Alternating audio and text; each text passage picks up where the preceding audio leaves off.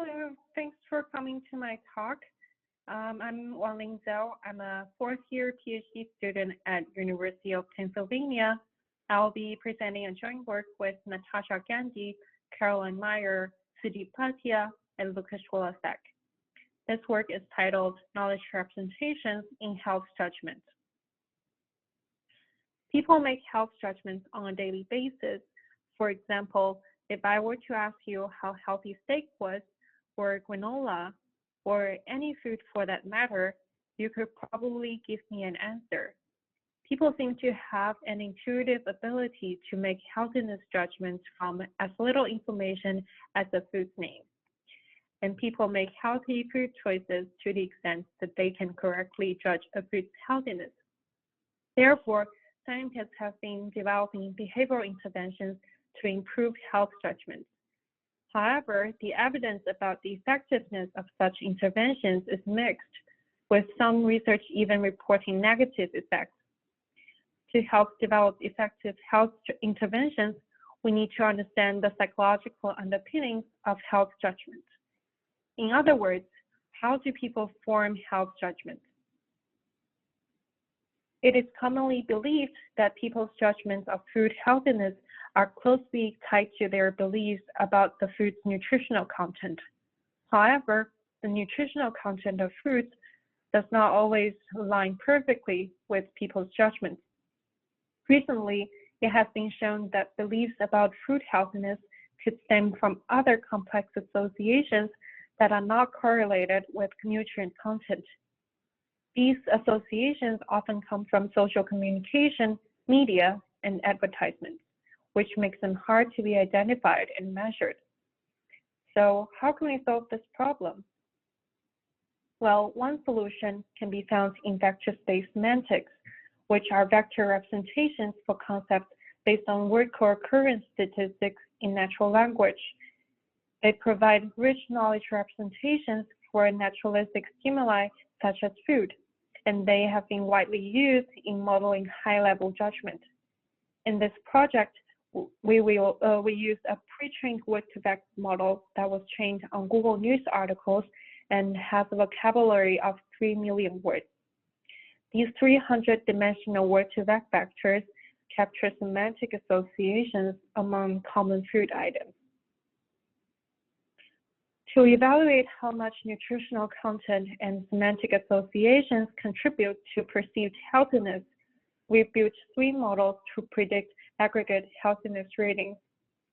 The first one is nutrient model, which is an OLS regression of 11 nutritional features, including calories, fat, sugar, salt, protein, and others.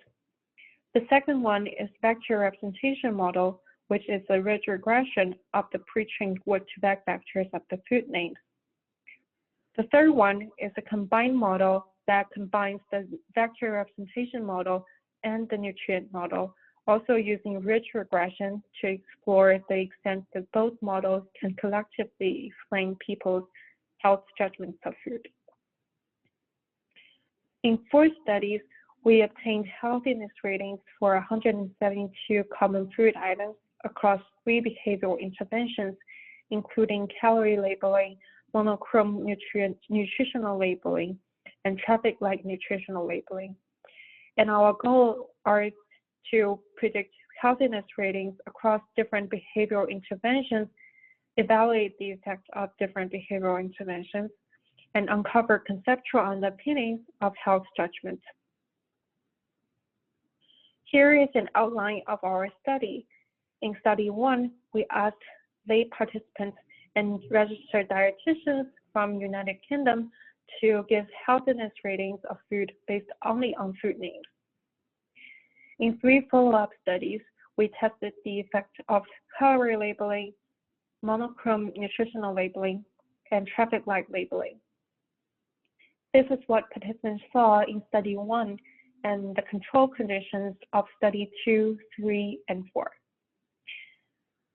Here is an example of calorie labeling. This is an example of monochrome labeling and the example of traffic light labeling. Again, our goal was to see if extra nutrient information changed the predictive accuracy of each model. In other words, whether participants rely more or less on semantic associations or nutritional information.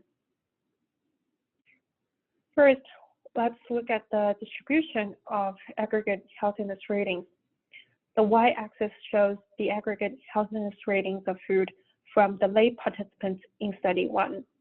We can see that healthiness judgments vary greatly among the food stimuli, both across and within food categories. Unsurprisingly, on the left side of the graph, we can see that the foods with the healthiest ratings were all fruits and vegetables. On the bottom of the graph, we can see that the foods with the unhealthiest ratings were cola, donut, Skittles, cheeseburger, and Kit Kat. Now let's look at our model performance. We evaluated our models through leave-on-out cross-validation.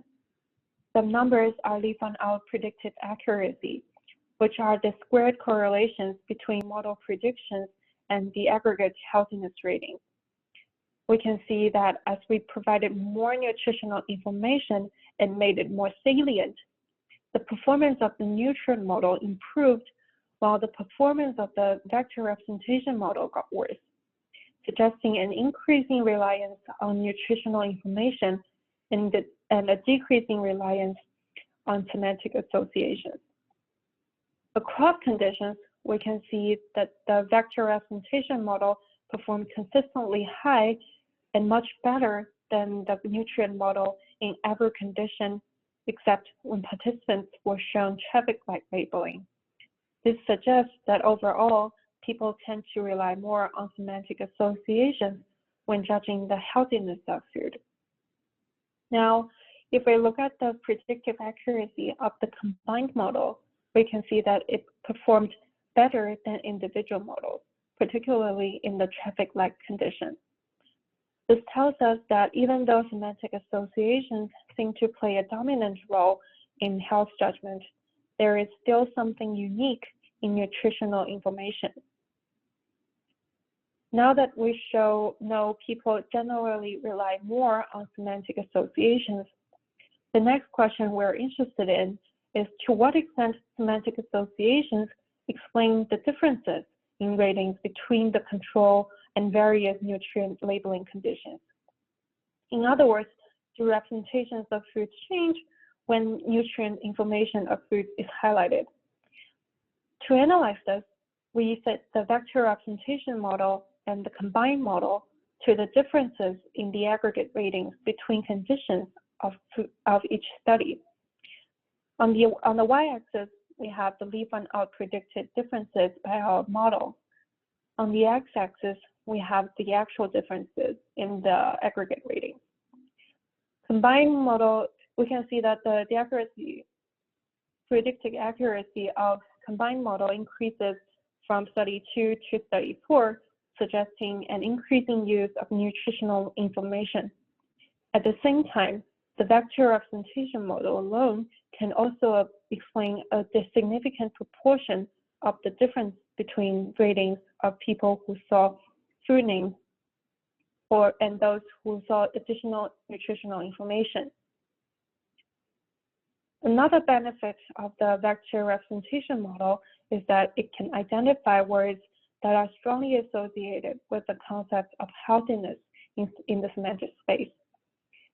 This can be done by applying a trained vector representation model to predict the healthiness rating of common words that are not necessarily food items.